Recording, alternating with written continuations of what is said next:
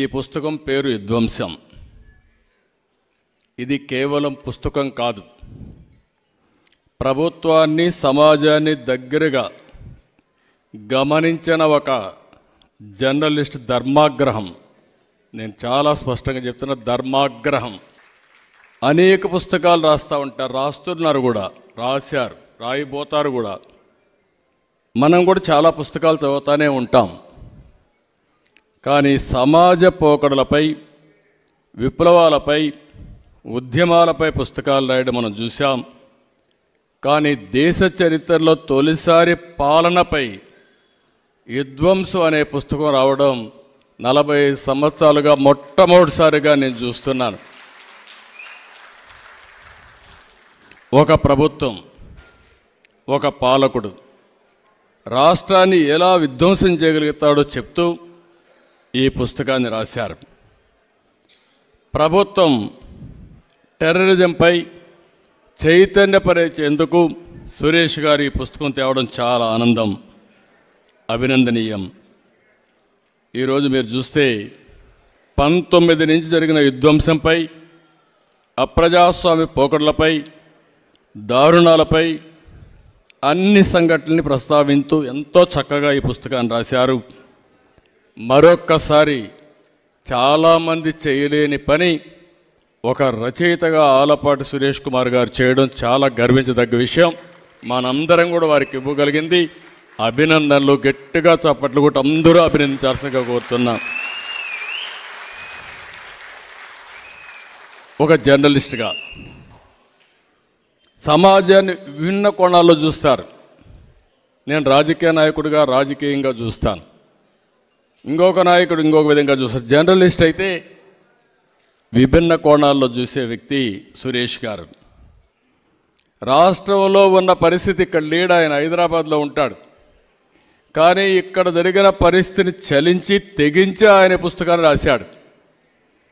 ప్రజలు ఎంతగానో నమ్మి గెలిపించిన ఈ ప్రభుత్వం ఏం చేసింది, ఎలా వంచింది, ప్రజల జీవితాలను, వ్యవస్థలను ఎలా చిన్నాభిన్నం చేసిందో చాలా చక్కగా ఈ పుస్తకంలో వివరించారు. సమాజంపై బాధ్యతతో, రాష్ట్ర దుస్థితిని చూసి బాధతో రాశారు. వారి చూస్తే నా మనసులో ఏముందో అది చాలా స్పష్టంగా, నా మనసులోనే కాదు 5 కోట్ల తెలుగు ప్రజల మనసులో ఏముందో దాన్ని స్పష్టంగా రాసిన వ్యక్తి ఆలపాటి సురేష్ గారు. ఒక నియంత పాలనలో ప్రజాస్వామ్యం విధ్వంసం అయింది. రివర్స్ పాలనలో రాష్ట్ర ప్రభుత్వం, రాష్ట్ర భవిష్యత్తు విధ్వంసమైంది. సైకో పాలనలో మన బిడ్డల భవిష్యత్తు విధ్వంసం అయింది. నమ్మి అధికారాన్ని ఇచ్చినందుకు ప్రజల ఆశలు, ఆకాంక్షలు విధ్వంసమయ్యాయి. బీసీలు, దళితులు, మైనారిటీల ఆత్మగౌరవం విధ్వంసానికి గురైంది. ఇవన్నీ చూసి సురేష్ ఈ పుస్తకంగాన్ని తీసుకొచ్చారు. ఒక మాటలో చెప్తున్నా, ఈ 5 ఏళ్లలో రాష్ట్ర భవిష్యత్తు విధ్వంసమైంది, భావితరాల భవిష్యత్తు విధ్వంసమైంది. ఈ విషయాన్ని మనందరం గుర్తుపెట్టుకోవాల్సిన అవసరం ఉంది.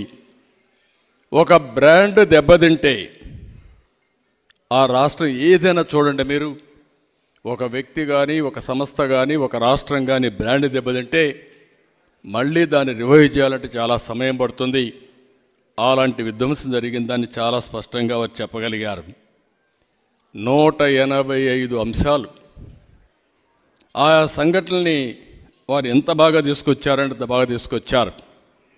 ఒక రాష్ట్ర ముఖ్యమంత్రిని ప్రజలు సైకో అని పిలుస్తారంటే పరిస్థితి అందరం అర్థం చేసుకోవాల్సిన అవసరం ఉంది. ఒక్కసారి తిట్టచ్చు, కోపంలో మాట్లాడచ్చు, పదే నష్టం జరిగిన ప్రతి ఒక్క వ్యక్తి కూడా సైకో సైకో అని చెప్పారంటే అందులో ఎంత యథార్థం ఉందో ఒక సంఘటన.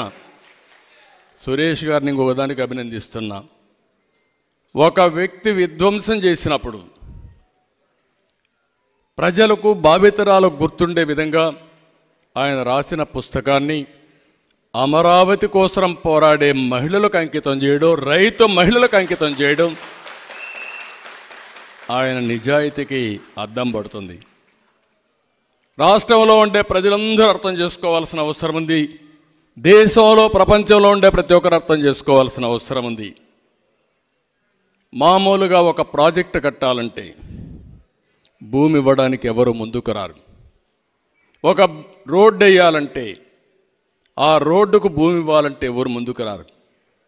అందుకే అనేక చట్టాలను మార్చిన తర్వాత ఈరోజు మీరు చూస్తే లిబరల్గా కాంపెన్సేషన్ ఇచ్చి తద్వారా ల్యాండ్ ఎక్విజిషన్ చేసే పరిస్థితికి వచ్చింది. దానికి భిన్నంగా 29,000 మంది రైతులు 35,000 ఎకరాలు భూమి స్వచ్ఛందంగా ల్యాండ్ పూలింగ్లో ₹1 తీసుకోకుండా ఇచ్చారంటే అది ఇక్కడుండే ఒక విధంగా చెప్పాలంటే త్యాగం. ఎందుకు ఆ మాట అన్నానంటే ఆ రోజు ఇలాంటి దుర్మార్గుడు వస్తారు, మళ్ళా మా భూములు పోతాయి, మాకు కష్టాలు వస్తాయనుకుంటే ఆ రోజే మీరు నాకు నమస్కారం పెట్టి మా జోలుకు రావద్దని ఆ రోజు చెప్పేవాళ్ళు.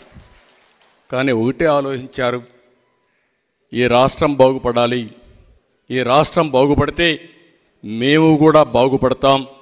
స్వచ్ఛందంగా ముందుకొచ్చి అన్ని రాజకీయ పార్టీలు, అన్ని కులాలు, అన్ని మతాలు, అన్ని ప్రాంతాలు కూడా అందరూ కలిపి 35,000 ఎకరాలు ఇచ్చారు.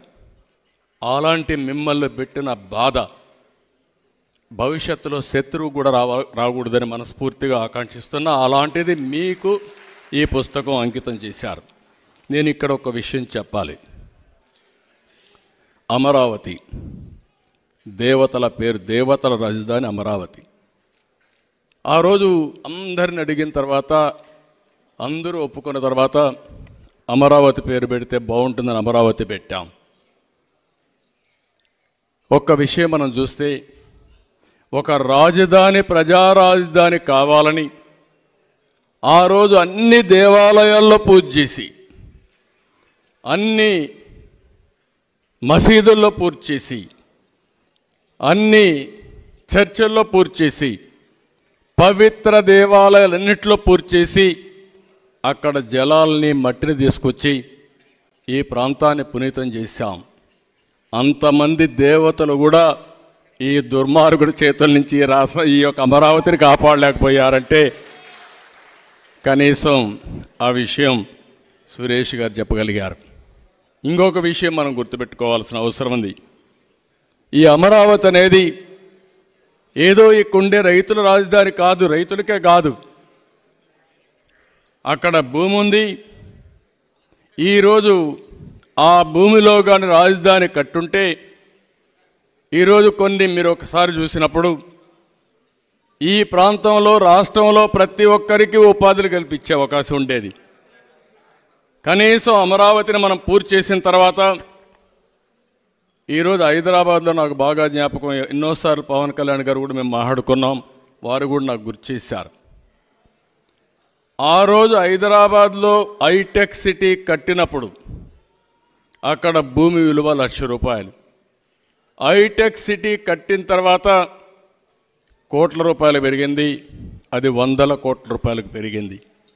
ఈరోజు ఒక్క అమరావతి కానీ 10 సంవత్సరాలు కానీ మనం చేస్తుంటే అది ఒక షేప్కి వచ్చుంటే మీరిచ్చినటువంటి భూమికి తగిన పరిహారం మీకు వచ్చేది. మీకు రావడం కాకుండా అమరావతి కట్టి కూడా ఒక 2 లక్షల కోట్ల రూపాయలు ప్రభుత్వానికి ఆదాయం వచ్చే విధంగా మీరు భూమి ఇచ్చారు. అంటే ఆ 2 లక్షల కోట్ల రూపాయలు నాదో, పవన్ కళ్యాణ్ గారిదో, ఇక్కడుండే అమరావతి రైతులది కాదు, రాష్ట్ర ప్రజల ఆస్తి. రాష్ట్ర ప్రజల ఆస్తిని విధ్వంసం చేశాడు.